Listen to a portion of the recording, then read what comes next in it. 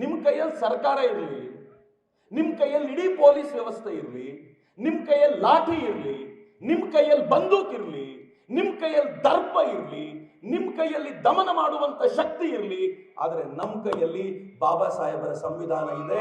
ನಾವು ಗೆದ್ದೇ ಗೆಲ್ತೀವಿ ಅಂತ ವಿಶ್ವಾಸ ಇದೆ.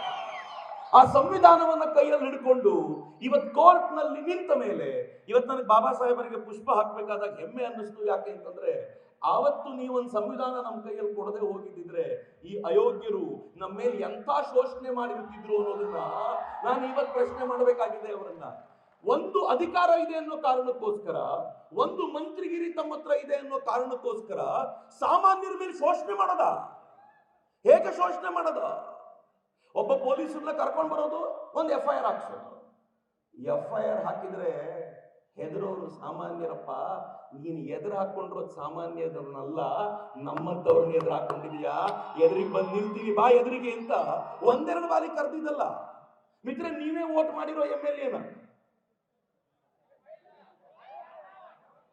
ದುರಂತ ಇದು.